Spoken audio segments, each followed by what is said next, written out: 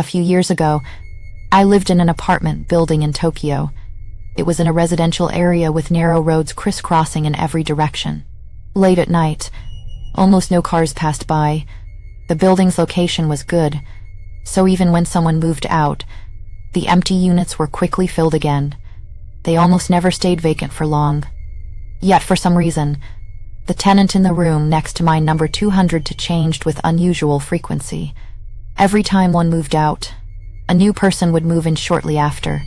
One day when I came home, I saw movers going in and out of room 202 again.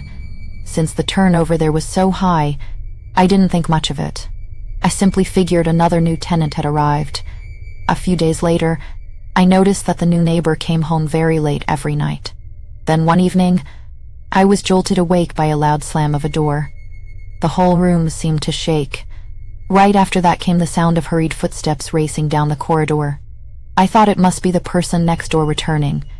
But suddenly, another set of footsteps echoed in the hallway, slow this time, and uncomfortably close. I didn't pay too much attention and tried to go back to sleep. Then, strangely, those slow footsteps stopped right in front of my door. At that moment, a flicker of alarm rose inside me. I remembered I had definitely locked the door before bed, so I told myself it was fine. Just as I began to relax, the lock clicked and the door swung open. I was terrified. I yanked the blanket over my head, heart pounding wildly, body frozen stiff. But after the door opened, the room fell into an unnatural silence. No footsteps entered. I held my breath, straining to catch any sound inside the room. All I could hear was my own frantic heartbeat. I didn't dare move or peek out from under the covers. In the darkness, I prayed it was just my imagination, or maybe the wind had blown the door open. After what felt like seconds or perhaps minutes, I heard a low, heavy breathing sound coming from beside the bed. The breathing was slow and labored, as if something was searching for me. It was so eerie that cold sweat broke out all over my body. I squeezed my eyes shut, my mind racing. A burglar? No, the door had been locked. Could the guy from 200 to have entered the wrong room by mistake? As I tried to calm myself with these thoughts, the floor beside my bed creaked, as though someone had stepped on it. Then I felt the blanket being gently tugged very slowly, testing whether I was awake. I clenched my teeth and pretended to sleep as hard as I could. But that natural breathing drew closer and closer, until I could feel an icy breath brushing across my face. Then a low, hoarse voice whispered right beside my ear, "You're awake, aren't you?" The voice didn't sound human. In that instant, my blood ran cold. Every instinct screamed at me to stay still, not to move no matter what. The voice paused, then spoke again. "I know you're awake. I can see you." The moment I heard those words, I couldn't hold back any longer. I threw off the blanket and bolted upright, ready to run for my life. But when I stood up, I froze in shock. The room was empty. The door was closed. The curtains hadn't moved. Moonlight poured through the window, casting a bright white glow across the floor. I gasped for air, looking around wildly. The eerie breathing and footsteps from moments ago seemed never to have existed. Was it just a dream? I tried to steady myself and calm down. Just as I finally began to relax, I heard a soft sound behind me chuckle, cold and mocking. Nervously, I turned my head. On the wall above the headboard, a shadow was cast. It was an inky black, vaguely human shape. Its head tilted at an unnatural angle, shoulders hunched abnormally high like a twisted, pulled manus out silhouette. My eyes widened in terror. I wanted to scream, but my throat felt blocked. No sound came out. Suddenly, every light in my room went out at once. In the moonlight, the shadow grew even clearer. It slowly peeled itself off the wall and began moving toward me. My mind went blank. I acted purely on instinct.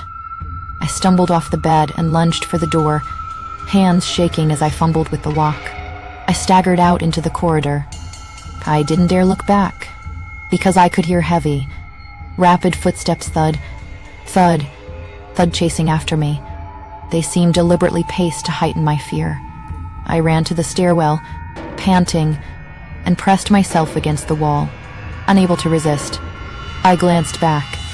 At the far end of the corridor, the door to room 200 stood half open. From the gap, a deathly pale face slowly emerged. Its eyes were sunken deep like to black holes, and its mouth was split in a grin that stretched almost to the ears. It stared straight at me. That face was clearly not human. At that moment, I heard another set of footsteps rushing toward me. My mind felt like it was about to explode with terror. I turned and ran barefoot out of the apartment building, my feet slapping against the cold asphalt. I didn't stop until I was several blocks away. Later, I crouched by the roadside until the sky began to lighten. Only then did I feel a little safer. I thought to myself, it should be over now. But just as I lowered my head, breathing in relief, I suddenly felt something at my foot. As the previous translated context tale ended with the myself, it should be over now. But just as I lowered my head, breathing in relief, I suddenly felt something at my foot. As I looked up in alarm, a human silhouette suddenly emerged at the edge of my vision. But when I raised my head sharply, there was no one around.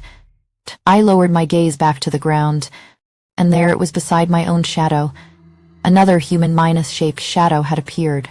It was exactly like the one I had seen in the room, head tilted as if staring straight at me. I broke into a frantic run again, fleeing until I reached the area near the station. By then there were a few more people on the streets. I ducked into a convenience store and stayed there until I finally felt safe enough to step out and borrow a phone at the nearby police station to call my friend. He came to pick me up, still wearing his slippers. After that night, I never returned to the apartment again. Even when I moved out, I bribed my friends with money and asked them to handle everything with the moving company. Later, after I had settled into my new place, the friends who helped with the move told me what had happened. When they went to my old apartment to pack my things, they happened to run into the tenant from room 202, who was also moving out that day. They chatted for a bit, and it turned out that on the same night I had my terrifying experience. The tenant in 202 had gone through something horrifying too. She had fallen asleep and dreamed of a strange woman emerging from the bathroom inside her room. The woman stepped out, flashed her a terrifying smile, and then charged straight toward her. The nightmare jolted her awake. The moment she opened her eyes, she saw a black figure with its head tilted standing right in front of the bathroom. The figure rushed at her with terrifying speed. She scrambled away in a panic, fleeing for her life. When my friend recounted the story, pus and strokes all over my body, so the thing that had chased me that night had actually come from her room. It couldn't find the tenant in 202, so it came next door to me instead. That experience is something I can never forget. Even now it still haunts me. Whenever night falls and I look down at my own shadow, I'm afraid that thing will suddenly appear again. Back when I was still a student, I occasionally took part-time jobs with a moving company, mostly during holidays. I had heard there were late-night moves, commonly known as night escapes, where there was usually very little luggage. The work was easy, and you even got hush money on top of the pay. It seemed like a pretty good deal, so I signed up with the company, but I had never actually been assigned one of those jobs. Then one day the company called and asked if I could come in the next day. Since it was a weekday, I excitedly asked whether it was a night escape. They said no, it was a daytime job, but their tone sounded unusually urgent, as if they were desperate for extra hands. I only had a couple of classes the next day that didn't take attendance, plus one that was cancelled, so I accepted the work. This time it was a 2-person moving job. The company asked if I knew anyone who could join me. I thought of a friend who had the same class schedule and invited him along. On the day of the job, we first went to the company to pick up our uniforms and the truck, then headed to the client's place. The building was somewhat old. A 2-bedroom apartment with a living room and kitchen, the kind of spacious layout that people who want more room tend to choose. The person who greeted us was a woman in her 20s who looked like an ordinary office worker. She had taken the day off especially to move and seemed exhausted. She complained tiredly, This is such a hassle. Her face looked haggard. I asked with concern, "Are you okay?" She gave a weak smile. "I'm fine. Just a bit of stomach pain." Her luggage looked like it had been packed in a hurry, clothes and dishes stuffed carelessly into cardboard boxes, with food still left in the fridge. While we were working, I accidentally knocked over my spherical keychain ornament. It rolled into the pile of messy boxes. I went over to look for it. The room didn't have many gaps, so it should have been easy to find, but no matter how hard I searched, it was gone. I asked the woman, "Did you see something roll over here?" She replied inferently, "Did you drop something?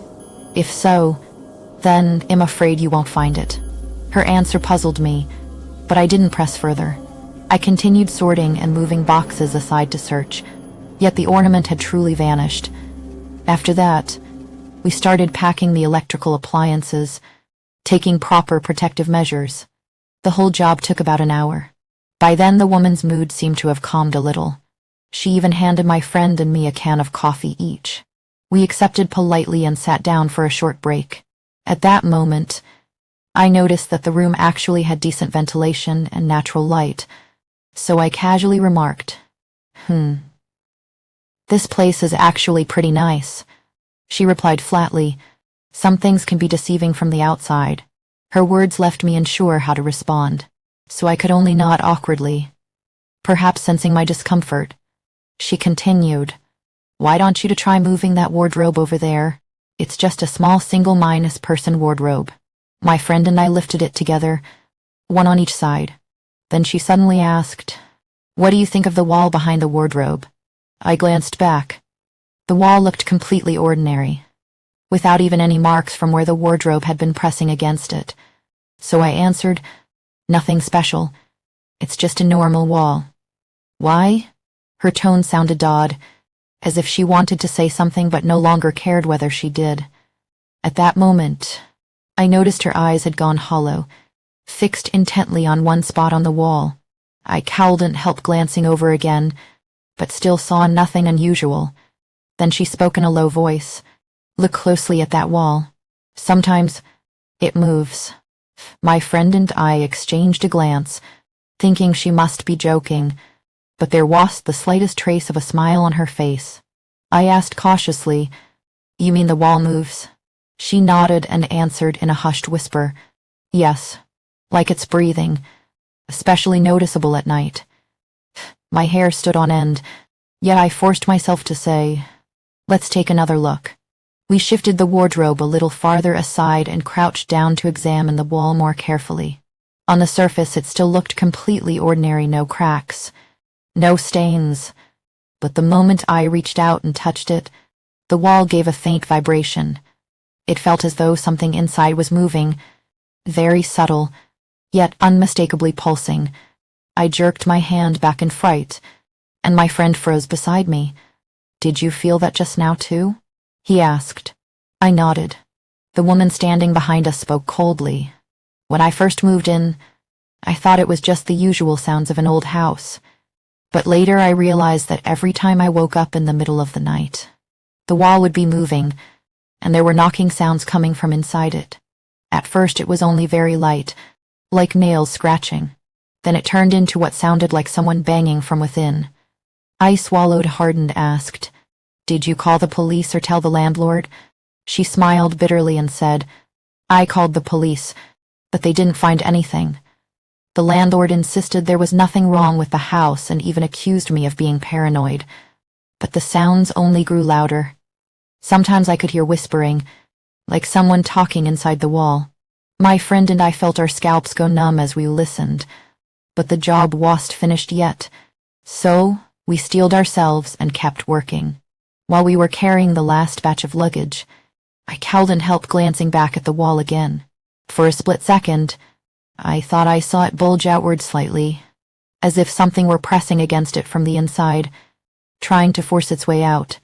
But the moment I blinked, the surface was smooth and normal once more. After we finished moving everything, the woman sprinkled salt over us and handed each of us a small rubber ball. I held the ball and asked, "Is it really all right for us to take this?" She answered, "It's fine. It's not mine anyway." Then her eyes drifted back to that wall, staring at it fixedly. Later I heard that a new tenant moved into the room, but they left in a hurry shortly afterward. The new tenant had also complained about hearing whispers and knocking sounds coming from behind the wall in the middle of the night. After that, the room stayed empty. No one ever dared to move in again. This is a story I personally experienced in Kobe a long time ago. I knew a couple, let's call them Sato and Maiho. Sato and Maiho lived on the second floor of an old four-story apartment building in the city. The building was quite aged, yet they had already been living there together for 3 years. Sato worked as an office employee at an advertising agency and was a childhood friend of my brother's. Stafa was a photographer's assistant. Hamiho was especially at that moment.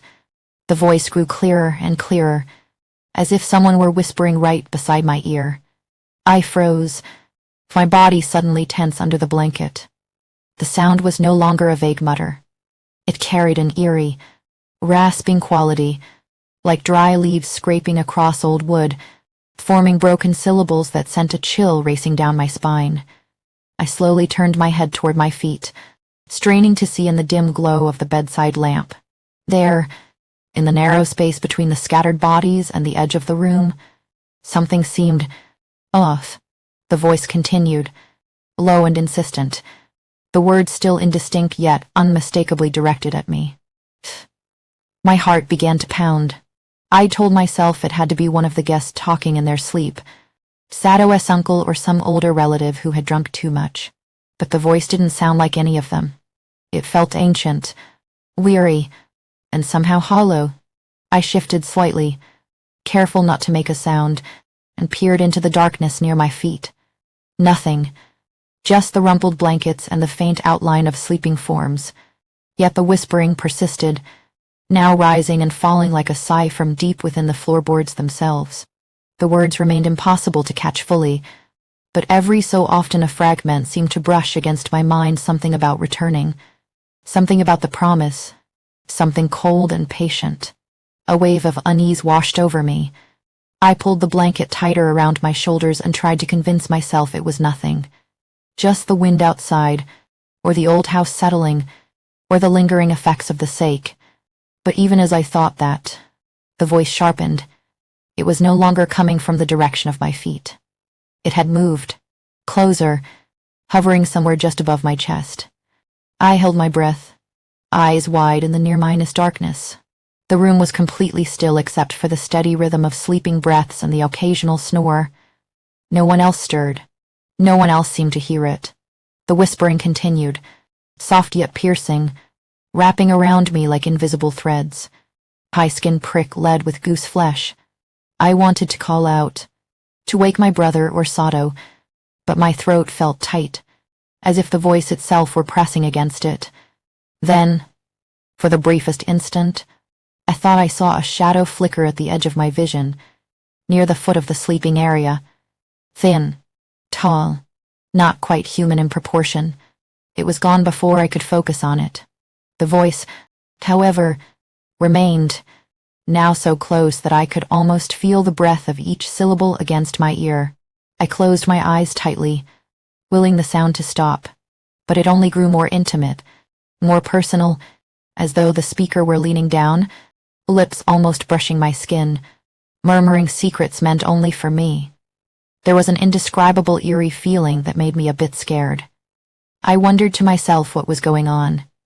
Just as that thought crossed my mind, an uncomfortable sense of pressure suddenly struck, and in an instant my body stiffened, completely unable to move. Panic surged through me. I thought it was sleep paralysis. Then a buzzing ringing sound echoed sharply in my ears. It was the first time I had ever experienced sleep paralysis. Cold sweat broke out all over my body. I was terrified. In my heart I cried out for help. Suddenly, from the direction of my feet, a faint speck of light appeared. The eerie muttering grew louder and louder, and the speck of light brightened in response, emitting a pale blue glow. Soon the voice sounded as if it were right beside my ear, so close it felt personal, as though the speaker were leaning down, lips almost brushing my skin. murmuring secrets meant only for me. I could hear every word clearly. It was saying, "Get out." Later, the speck of light gradually expanded until it was the size of a volleyball. Then a human face actually appeared within that light, the face of an old man, deeply wrinkled, wearing an angry expression. At that moment, the light in the face seemed to keep growing larger, and the voice grew louder still. It kept repeating to me, "Get out, get out, get out." Our eyes locked for a split second. My heart nearly jumped out of my chest. Its gaze was fixed entirely on my face, and its voice turned even angrier, rising into a roaring yell that demanded I get out. Paralyzed and unable to move, I could only pray silently in my heart, "I will get out. I will get out right away. I'm sorry." As I repeated this to myself over and over, sweat soaked my entire body. Following my silent prayer, its voice gradually quieted down. The feeling of being pinned down slowly faded away as well. The surroundings returned to tranquility once again, leaving only the sound of my heavy breathing. I practically crawled out of the closet in tears and rushed over to Mayhew's side. Startled awake by me, she asked what was wrong, since it was their wedding night. I couldn't possibly tell her anything so terrifying. I forced a smile and said it had a rather frightening dream. Mayhew gently patted my head and replied, "Is that so? It's okay." Later, with her keeping me company, I finally fell asleep. When I woke up the next morning, so and a few others had already left for work. The rest of us went to a family restaurant for brunch before heading our separate ways. I never mentioned the old man in the closet from that night to anyone. Sato and Mayhew were people I deeply respected, and I simply couldn't bring myself to tell them something so inauspicious. Deep down, I even hoped it had all been nothing more than a bad dream. Sometime later, Sandhao and I were having lunch alone one day. After chatting about some trivial things, Mayhew's smile faded. In a somewhat serious tone, she said, "This might sound strange, but it seems there's something bad in the place where I live." I asked what she meant by something bad. She answered, "It's a soulmate called Ghost." Mayhew began to tell me that she too had seen that pale blue old man, almost exactly the same experience it had that night. She said, "It looks like we have to move." I completely understood how she felt, because that thing was truly too terrifying. Yet, Mayhew continued in distress, "But how should I tell Sato? Because Sato is the kind of person who doesn't believe in the supernatural." I answered her, "You probably just have to be straightforward about it." Mayhew smiled and said, "True. Anyway, since we just got married, treating the move as a change of pace should be nice. I'm going to start preparing the moving plan." Later, in mid-December, my brother received a call from Sato while we were at home one day. After hanging up the phone, he suddenly told me he was going to help Sato move and invited me to go along. On moving day, the four of us friends helped transport things and quickly finished the move.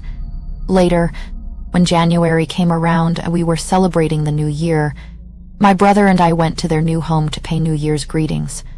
After chatting for a few hours, my brother suddenly asked, "Why did you guys move at that time? Why so sudden?" Sato and Mayhew looked at each other, and then Sato lowered his head and said, "I know you don't believe in the supernatural, but I'll tell you anyway."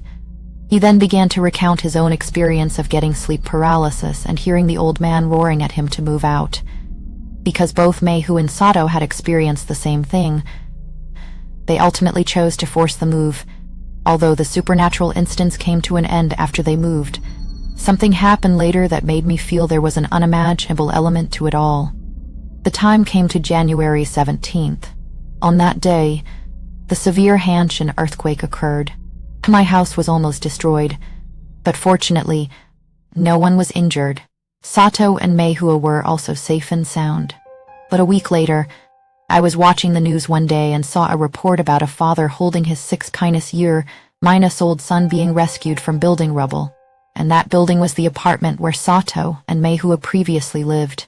The second floor of that 4-story apartment building had been almost completely crushed flat by the weight of the floors above it. Seeing the devastation, I couldn't help thinking about Sato and Mayhew's first relocation in mid-December. For them, it had seemed like a blessing in disguise. Yet a chill ran through me as another possibility surfaced. Could the soul of that old man who had yelled at us to move out back then actually have been secretly warning them?